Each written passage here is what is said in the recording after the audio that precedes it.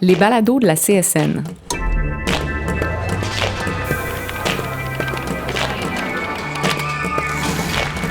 Pour cette première incursion dans le monde de la balado-diffusion, nous vous proposons une rencontre entre Jean Lacharité, vice-président de la CSN et enseignante cégep, et Hélène Boivin, préposée aux bénéficiaires.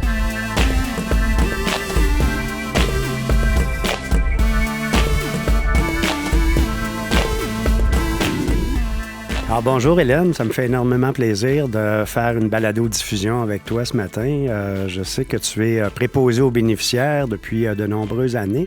La première question que je te poserais, c'est qu'est-ce qui t'a amené à choisir cette profession-là? Parce que pour moi, c'est une vraie profession. Je suis préposée aux bénéficiaires. J'ai été, entre autres, en CHSLD à Montréal. Ce qui m'a amené à être préposée aux bénéficiaires, écoute, c'est le hasard qui m'a amené là, au départ. Ah bon? Je me suis pas levée un matin pour me dire « Aujourd'hui, je suis préposée aux bénéficiaires », non. Je quittais Québec. Je me devais de trouver un emploi assez rapidement. J'étais au chômage, ça faisait quand même plusieurs mois. Donc, j'ai cherché, je me voyais dans le domaine public. Ça me prenait là, une relation avec les gens. Mm-hmm. Donc, travail de bureau, c'est pas pour moi. J'étais dans le domaine hospitalier, pas hospitalier, mais hôtelier avant à Québec. Donc, je voulais rester avec cette relation-là avec le public. En 94, c'était pas tellement facile de trouver de l'emploi à Montréal dans un nouvel environnement pour moi. Écoute, donc, je regardais les rubriques. Pas grand-chose qui me tentait. Puis là, j'ai rencontré quelqu'un à un moment donné qui me disait « Écoute, je travaille comme préposée, puis je fais ci, je fais ça, je soigne des personnes, c'est le fun, je suis en interaction. » Bon. Ah, ben c'est intéressant. Tu sais, j'avais pas pensé. En étant sur le chômage, puis à la recherche d'emploi, ben j'allais au bureau, j'ai demandé à mon agent « Écoute, je serais intéressée de m'en aller, de me diriger vers ce métier-là, préposé aux bénéficiaires. » Il me dit à ce moment-là, il dit, écoute, va pas là-dedans, il n'y a pas d'ouverture. Ça, c'est en 1994. Oui, alors qu'aujourd'hui, on est en pénurie, là. Donc, moi, étant décidée, moi, tu me suffit de dire non, vas-y pas, que j'y vais. Ce que j'ai fait, parce que le chômage, étant donné que c'était pas un métier, soi-disant, qui était en demande, pouvait pas m'aider financièrement à trouver cet emploi-là ou me donner une formation quelconque pour y aller. J'ai trouvé les sous. J'ai pris la formation dans ce temps-là qui était au privé, 80 heures de formation, plus de pratique que de théorie, mais c'était quand même une formation très, très, très condensée. J'ai pris cette formation-là, je me suis payé cette formation-là, j'ai tout de suite trouvé de l'emploi. Ah bon? Immédiatement. À l'endroit où est-ce que j'ai eu mes stages, j'ai eu des très bonnes notes, soit dit en passant. On m'a engagé tout de suite. J'ai adoré. J'ai aimé ça, tout de suite. Puis c'est ça, voilà. Puis j'ai demeuré dans ce domaine-là. Je me suis jamais dit, je vais faire ça juste de passage. Non. Je vais continuer là-dedans, je vais voir, puis j'ai persévéré, puis... Donc, tu avais trouvé ta voie, là. Oui, j'ai adoré. Ouais. C'est quoi les éléments qui ont fait que tu as adoré ça? Bien, déjà, l'idée d'aider les gens vulnérables. Dans le temps, les gens n'avaient pas beaucoup de visiteurs. Il n'y avait pas beaucoup de proches, pas beaucoup de familles qui allaient voir leurs personnes hébergées. Donc, j'ai dit, bon, si je peux leur apporter à chaque jour une petite douceur, ça me faisait du bien à moi. Je sais pas si c'est par égocentrisme que je le faisais, mais non, je pense pas. J'aimais le contact humain. Ouais. Le fait que ces gens-là, qui avaient quand même un certain âge, qui avaient passé par plein de choses dans leur vie, m'apportaient beaucoup de choses. J'évoluais là-dedans, je grandissais là-dedans. Tu sais, ça te permettait de te valoriser, là, autant au plan humain qu'au plan du travail professionnel. Puis je sentais aussi que j'étais importante pour eux. Ah oui. Ils me voyaient à chaque jour. Je passais 8 heures par jour avec eux. Oui. Donc, j'étais devenue une personne importante pour eux. Puis j'aimais ça, me sentir comme importante. Puis se dire merci.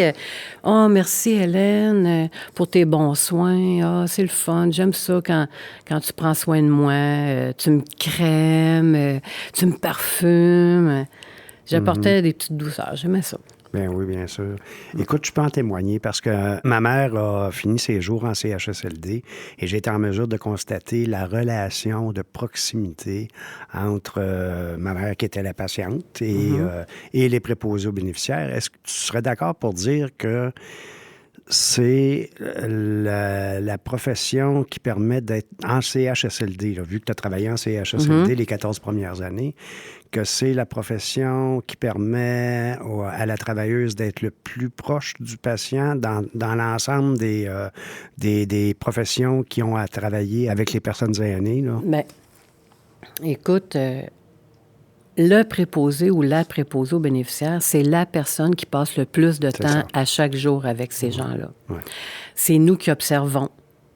On observe toujours le moindre petit signe de changement, de la condition physique, du changement physique. Donc, on est toujours avec eux. On les alimente, on s'attarde à leur sécurité. Il faut, quand on laisse une personne, ils doivent être en sécurité. Donc, on est toujours avec eux. Les soins personnels, hein? Oui, les soins personnels. Les soins d'hygiène. Oui, les soins d'hygiène, l'alimentation, la mobilisation, tout ça fait partie de mon métier. Donc, c'est des activités vécues au quotidien durant le 8 heures complet du corps de travail.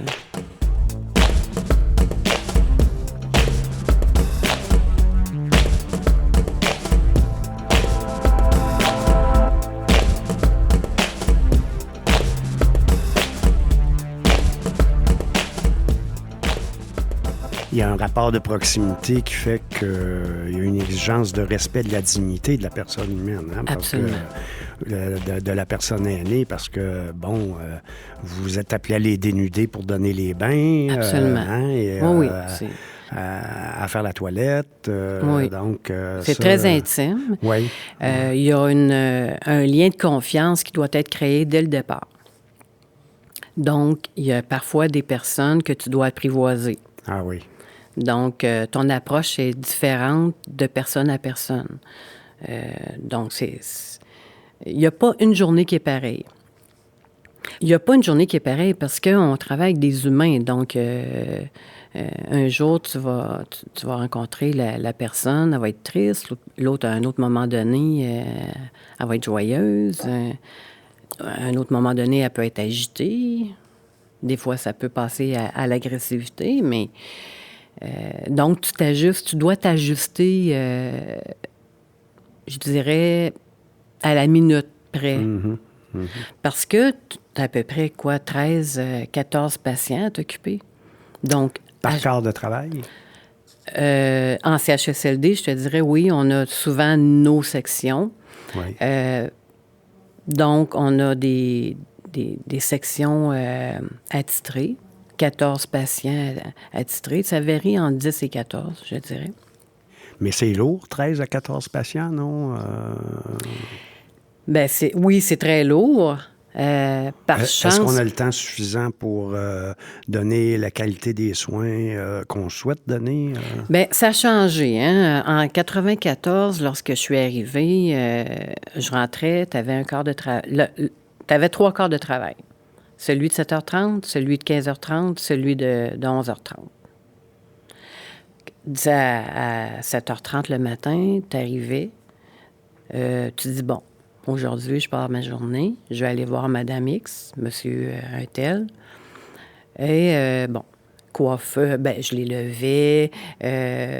Parfois, les gens pouvaient avoir leur toilette partielle avant le déjeuner. On prenait le temps de le faire. On avançait les gens à la salle à manger. avec le temps, toute cette petite attention-là devait être faite en accéléré.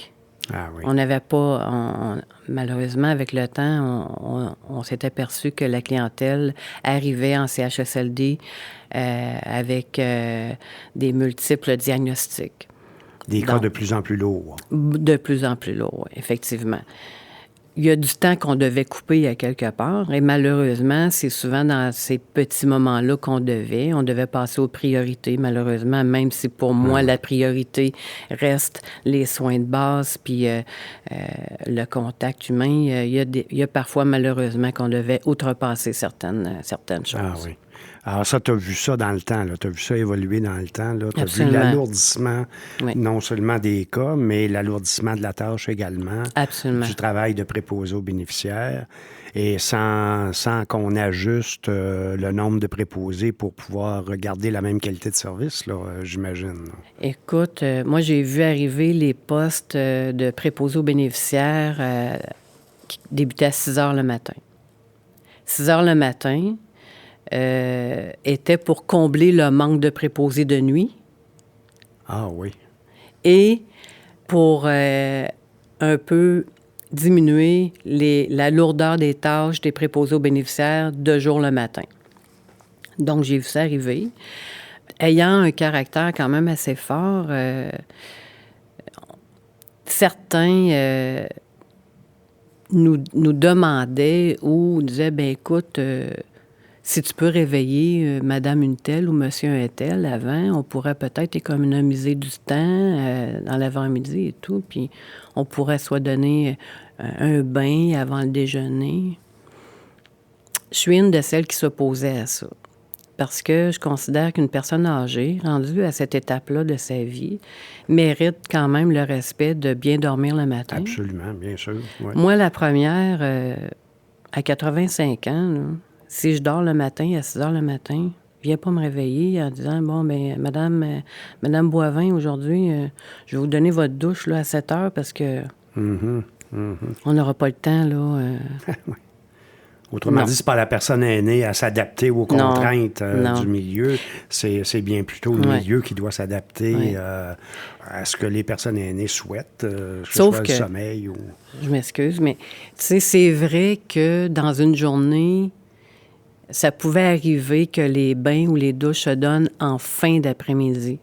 Ah oui. Ce qui faisait pas le bonheur là, de ces gens-là, de ces personnes âgées-là qui aimaient, eux, avoir leur toilette ou leur bain le matin dans l'avant-midi. C'est sûr que on travaille dans on dit que c'est un milieu de vie. On peut pas totalement exaucer ce vœu-là d'un milieu de vie Mais, en leur expliquant, écoutez, votre bain sera plutôt en fin de journée. Il y en a qui refusaient, hein. Ah oui. Oui. Donc, encore là, par manque de personnel aussi. Est-ce que tu as déjà senti de l'épuisement professionnel lié à ta tâche ou... Ah oui. Oui. Oui.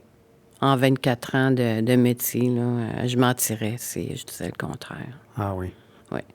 Je me rappelle pas d'être arrivée à la maison sans douleur. Quand je finis ma journée de travail ou ma soirée de travail, puisque là, ayant changé de milieu et d'emploi en 2009, j'ai recommencé à neuf. J'ai perdu toute mon ancienneté. Donc, j'ai un poste maintenant de soir. Parce que tu as changé d'établissement. Oui, c'est ça. Donc, je suis maintenant de soir, mais il n'y a pas une soirée que j'arrive à la maison puis que j'ai pas mal à quelque part sur mon corps, là. Soit je suis fatiguée, puis épuisée. Je prends un bon bain chaud pour me calmer. Ça me prend à peu près une heure de repos, là, de zone tampon avant d'aller au lit. Ah oui.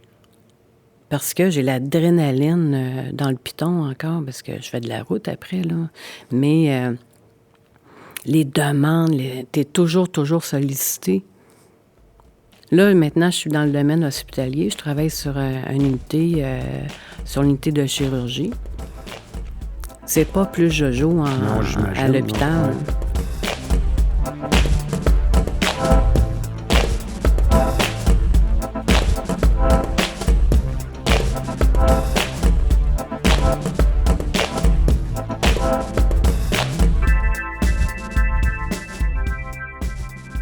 En CHSLD, tu as été 14 ans.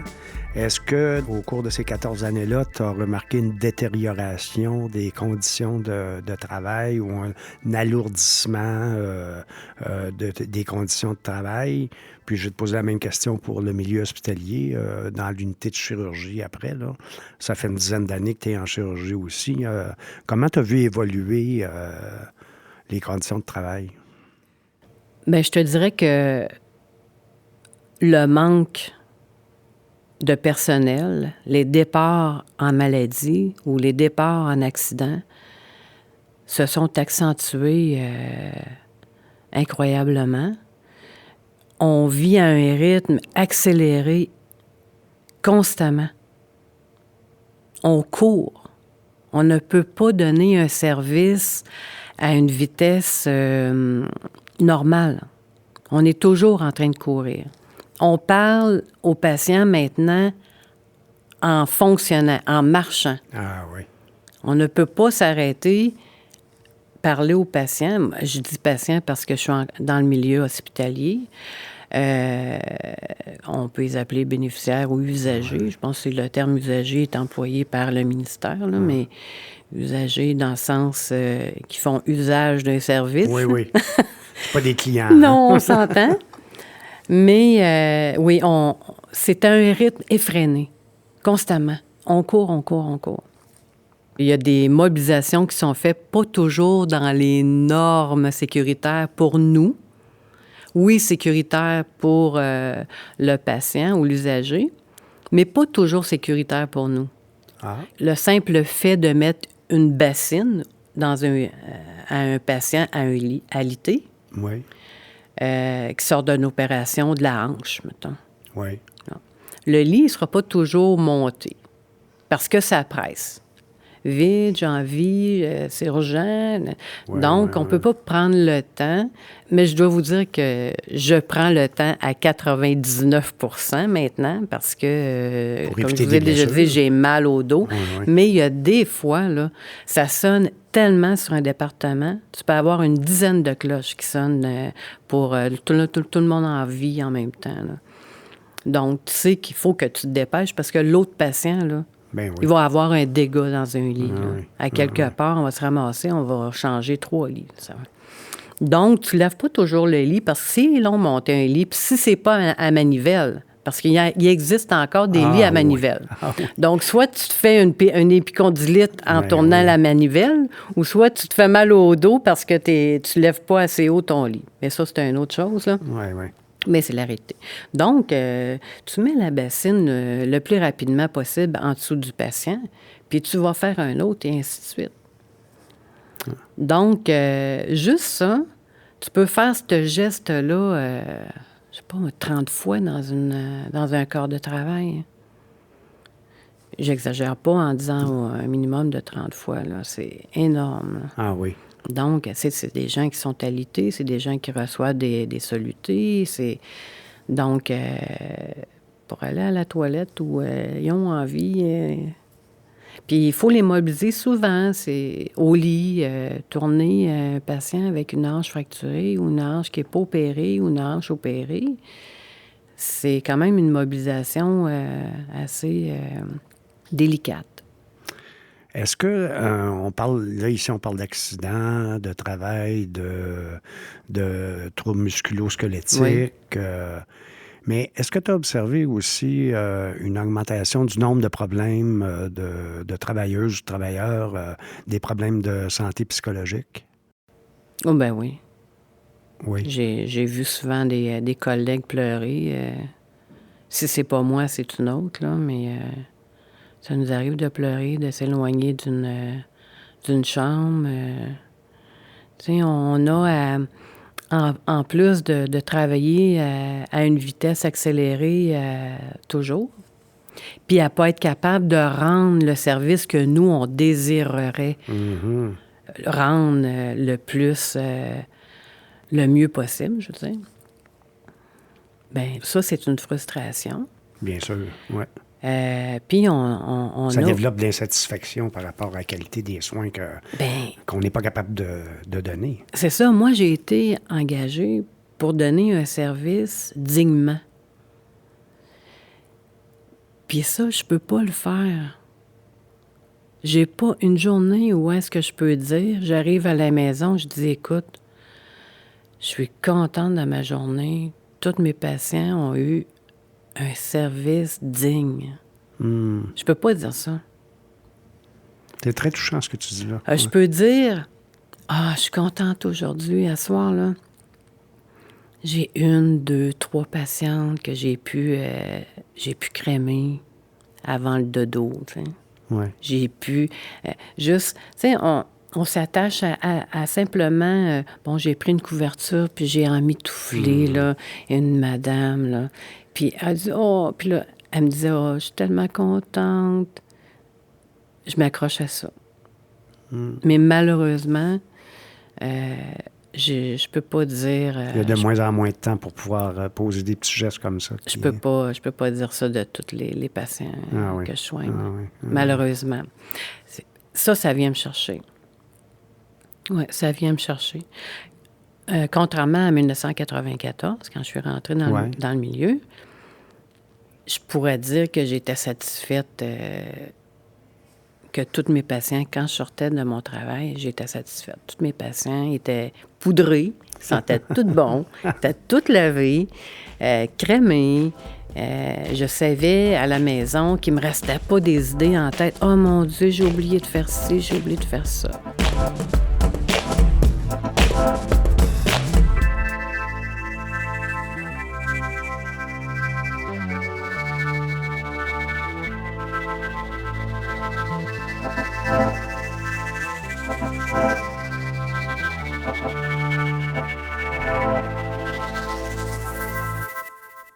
Si tu étais dans un poste de responsabilité décisionnelle, là, ce serait quoi un des premiers gestes que tu poserais pour améliorer la qualité des services en ce qui concerne les préposés aux bénéficiaires, par exemple?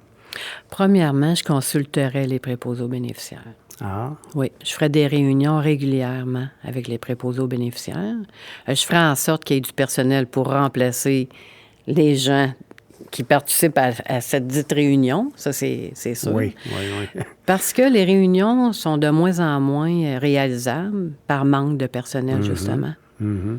Tu peux pas faire une rencontre de préposés si tu n'es pas capable de les remplacer sur ton département. Donc, en premier lieu, c'est ce que je ferais avec mes préposés aux bénéficiaires. On a plein de choses à dire. Sûrement. Oui. Plein. Je vais vous donner un exemple. On parle, mettons, de réaménagement des salles de bain. Mm-hmm. Qui va dans les salles de bain? Oui. Qui est là dans les salles de bain? C'est les préposés aux bénéficiaires. Oui, puis les préposés à l'entretien ménager. Et les préposés à l'entretien ménager, effectivement. Et l'usager, ou le bénéficiaire, ou le patient. On a l'impression, des fois, que les salles de bain, là, je ne sais pas par qui que ça a été fait, là, mais c'est sûr et certain qu'ils n'ont pas consulté un préposé aux bénéficiaires. Ah oui. C'est incroyable. Des unités neuves, tu rentres dans la salle de douche, tu n'es pas capable de rentrer une chaise, un fauteuil roulant. Ah oui. Ou si tu le rentres, tu n'es pas capable de le tourner. Tu rentres un patient avec une marchette, tu as de la difficulté à être toi avec le patient et la marchette. Puis il y a un petit step juste pour monter dans la douche. Il y a des gens présentement qui ne peuvent pas prendre de douche ou de bain parce que la salle de bain n'est pas adaptée à eux. C'est trop à risque de chute. Puis c'est des salles de bain neuves, des douches neuves. Ah oui. Ah oui. Ça, j'ai vu ça, là. Je trouvais ça, c'est de l'argent gaspillé. Ça, on parle de coûts, là. Oui. Mais moi, je suis préposée aux bénéficiaires. J'ai aucun diplôme universitaire là, en ingénierie. Mais je peux vous assurer que je suis capable de savoir si un fauteuil roulant est capable de rentrer dans un espace. Là. Bien oui, bien sûr. Bien oui. Puis, je suis capable de dire à la personne qui a ses diplômes, tu regardes. Dans la pratique, là, ça prendrait tel espace, ça prendrait... Ouais. Ça prend un plancher qui n'a pas d'obstacle. Oui. Oui, il y a encore de ça aujourd'hui. Consulter les préposés aux bénéficiaires, ça serait déjà un bon départ. Tu rentres sur ton département, tu n'as pas de débarbouillette. Une infirmière qui a son chariot de médicaments, ça ne lavait pas ses médicaments. Oui. Mais moi, j'ai besoin de mes débarbouillettes puis mes serviettes. Oui. Pour laver les personnes. Mais il y a des fois que je les avais pas. Oui. Je l'ai dit tout à l'heure, j'ai un petit caractère fort. Je l'ai déjà décrié, ça. Je l'ai déjà dénoncé. Oui. Bon, on m'a déjà dit, écoute, tu vas avoir une petite sanction pour ça, là. Ah oui? Non, moi, ça ne me dérange pas. Moi, là, je vais toujours défendre le droit aux bénéficiaires, aux patients. Je vais toujours les défendre le droit qu'ils ont le droit d'avoir des soins convenables. Ah oui, je comprends. Je vais toujours être là pour eux. Moi, j'ai eu, dans mes fonctions, là, je suis responsable à la CSN des politiques de santé et de services sociaux. Donc, dans les 4 dernières années, j'ai eu à rencontrer à quelques reprises en privé le docteur Barrette comme ministre de la Santé. Et à chaque fois que je lui apportais des problématiques, il me disait « Ah, mais je vais régler ça, M. Lacharité. Vous allez voir, avec la réforme, là, puis le regroupement, les fusions avec les CIS, les CIUS et les CIS, on va améliorer la qualité des services, on va diminuer les temps d'attente, etc., etc. » Et il affirme ça haut et fort. Là. Est-ce que c'est ce que tu as observé sur le terrain depuis les fusions? Mon CISSS couvre au-delà de 100 quelques kilomètres. Mon avenir est incertain. Est-ce que demain, on va m'appeler pour aller travailler à 100 kilomètres de mon port d'attache que je ne sais plus si je vais avoir? Oui. Tu sais plus si tu as encore un port d'attache parmi les multitudes bâtisses qu'il y a dans ton CISSS.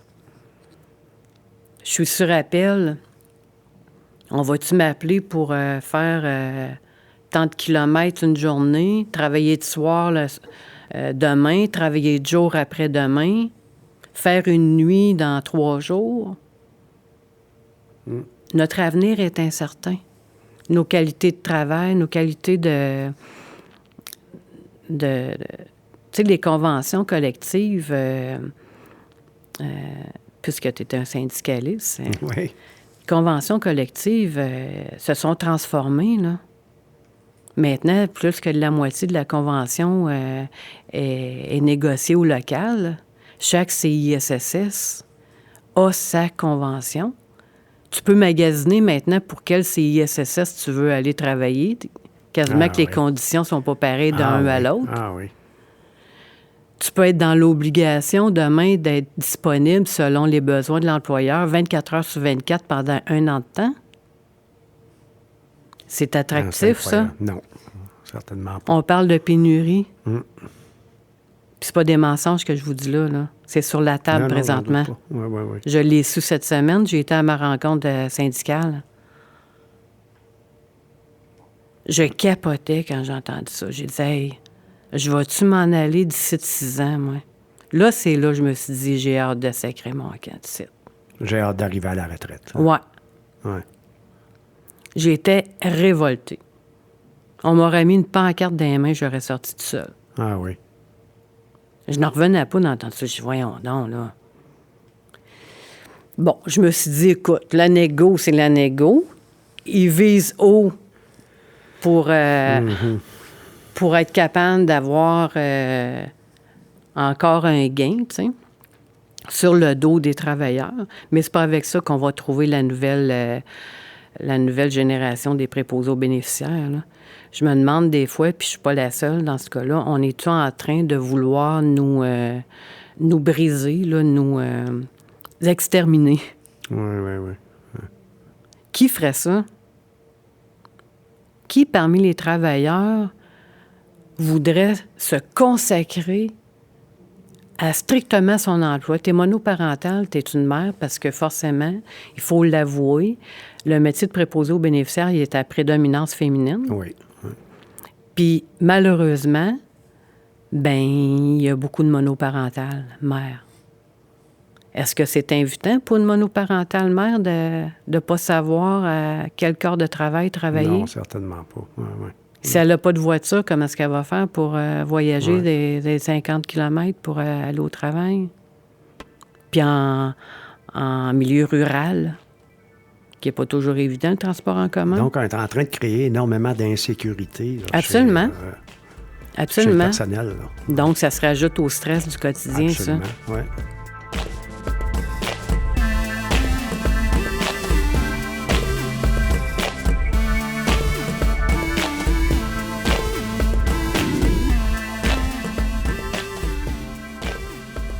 Écoute, je pense qu'on va souhaiter un prochain gouvernement qui va avoir le souci de respecter la dignité des personnes vulnérables parce qu'on soit en CHSLD ou en milieu hospitalier ou, je vais prendre un autre exemple, dans un centre jeunesse, dans un centre de réadaptation, on va souhaiter avoir un gouvernement qui a le cœur à la bonne place pour à la fois permettre aux citoyennes et citoyens qui sont dans le besoin d'avoir les services auxquels ils ont droit et un gouvernement qui va avoir à cœur aussi la reconnaissance de son personnel qui œuvre auprès de la population québécoise et qu'ils aient des conditions de travail extraordinaires. Je pense que ton témoignage a été très éloquent sur les problématiques qu'on peut vivre actuellement dans le réseau de santé et des services sociaux.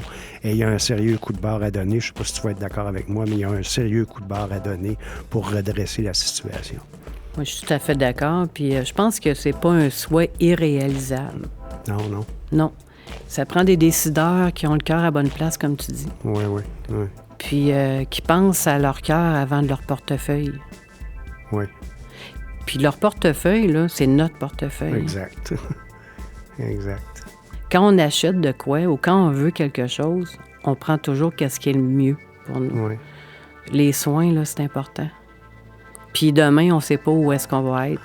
Peut-être que c'est nous qui allons devoir... à la place des patientes et des patients dont tu prends soin aujourd'hui. C'est ça. Hélène, merci beaucoup. Merci infiniment pour toutes ces années d'engagement auprès des patientes et des patients que tu as eu à soigner. Merci pour cet engagement exceptionnel. Puis, bonne fin de travail. Je vais souhaiter que tu ne fasses pas que penser à ta retraite à cause des conditions de travail qu'on t'impose, mais que tu puisses finir dignement, toi aussi, comme travailleuse, dans le réseau de la santé et des services sociaux. Merci, Hélène.